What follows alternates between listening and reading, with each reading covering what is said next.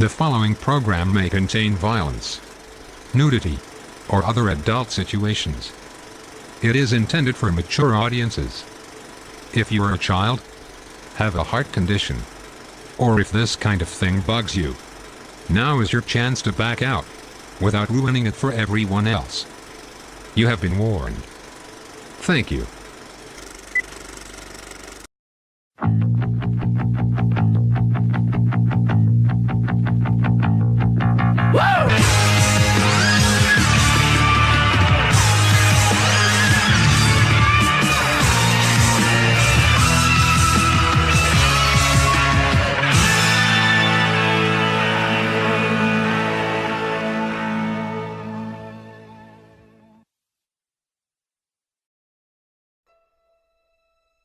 Welcome to MOVIOCRITY Season 3.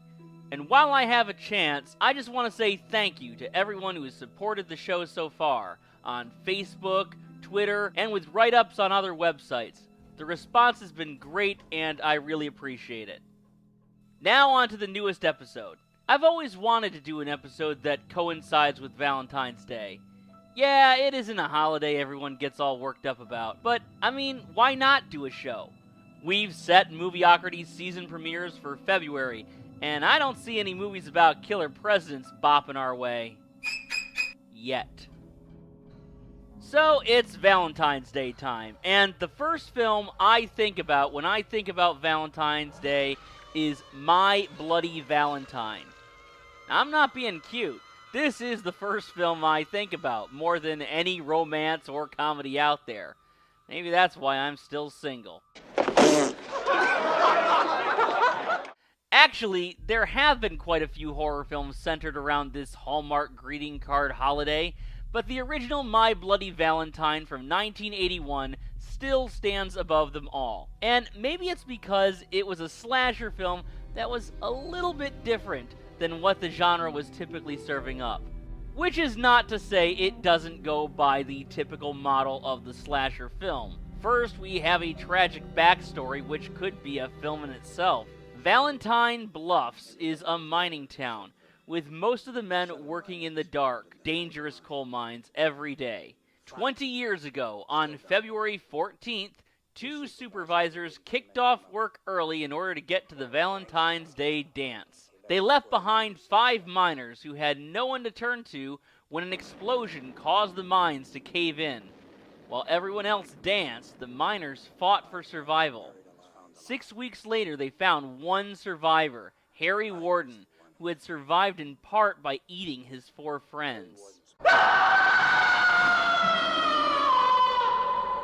Naturally, Warden was committed to the funny farm, but 1 year later, he escaped and took his vengeance on the supervisors. He tore out their hearts and put them in boxes with a note that warned the town to never hold another Valentine's Day dance. So, guess what's happening now? That's right. Despite an urban legend that says Warden checks in on the town every year to make sure they're keeping up their end of the bargain, Valentine Bluffs is ready to hold its first holiday dance in a couple of generations. This seems like a terrible mistake, of course. I mean, I know the name of the town is Valentine Bluffs, so it seems like a no-brainer. But, I mean, look at history, guys. Maybe a President's Day dance, or how about Arbor Day? Seriously, it seems like no one gives a damn about Arbor Day anymore. Like clockwork, a killer in mining gear has started to slaughter the inhabitants of Valentine Bluffs. Just like years before, the victims' hearts are cut out with notes sent in heart-shaped boxes to the town officials. It can't be happening again. It can't be happening again. But because of that old "we don't want to start a panic" excuse, the town elders don't share the circumstances of these deaths with the miners. So, when the dance is canceled, the town is upset and not willing to give up their celebration so easily. If they can't have a Valentine's dance, they'll have a Valentine's party, and no one is going to tell them any different. Well, this of course causes the killer to keep his pickaxe wet with the blood of even more victims.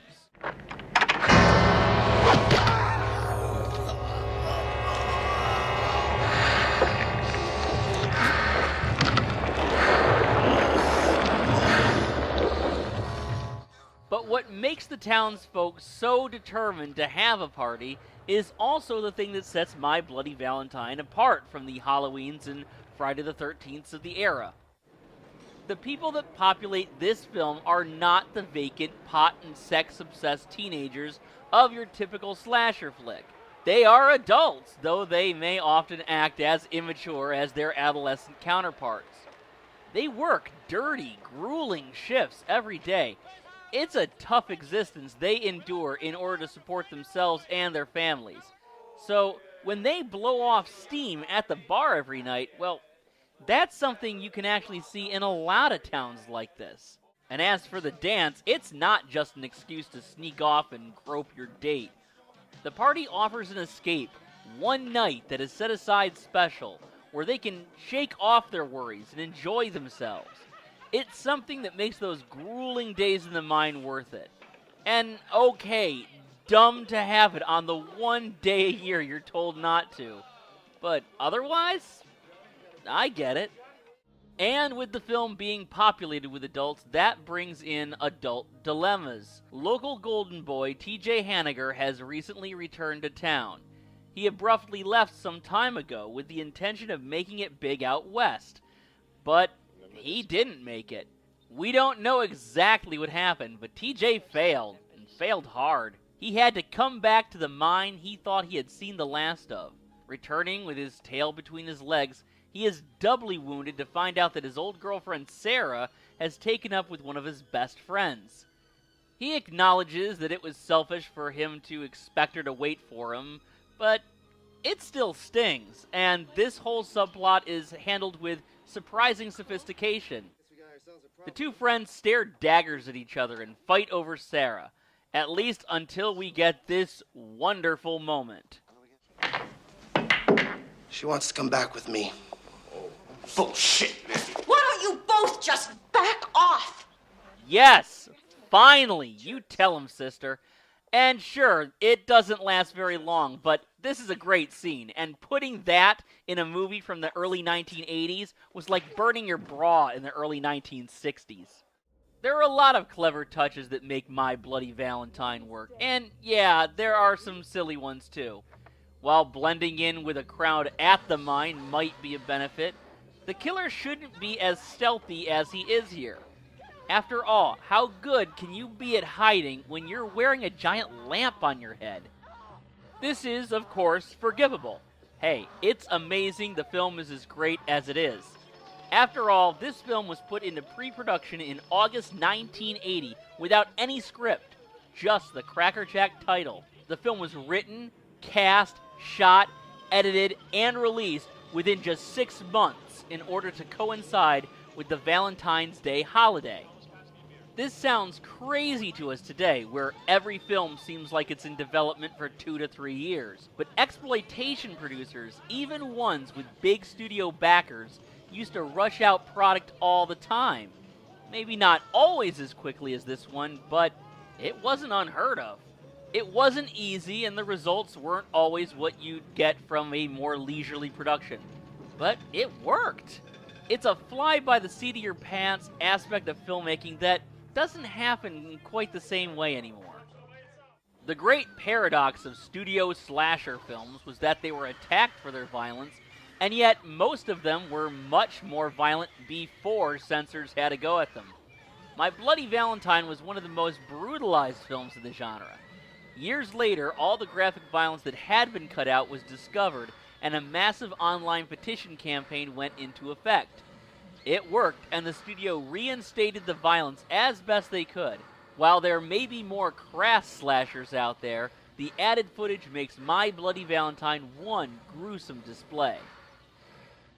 So we have a film that delivers on story, scares, and all the cheap thrills we know and love. And perhaps part of that is because My Bloody Valentine comes from what should be regarded as a slasher capital. I know, because Friday the 13th and Halloween so iconically carved up pieces of Americana, the temptation is to call the slasher an American original. And part of me wishes I could agree with you. But while there were predecessors who influenced the genre, Many people point to Black Christmas as the first true slasher film. And that classic didn't come from America, but from our neighbors to the north, in Canada. My Bloody Valentine is another Canadian slasher film, and if I'm being honest, I have to tell you, my favorite films in the genre come from the Great White North. Films like Terror Train, Curtains, and Happy Birthday to Me are still some of the best films the slasher has to offer. My Bloody Valentine continues that tradition.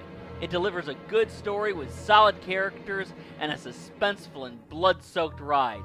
And it does it with heart. I'm sorry, you're right, that's horrible. I'll see myself out.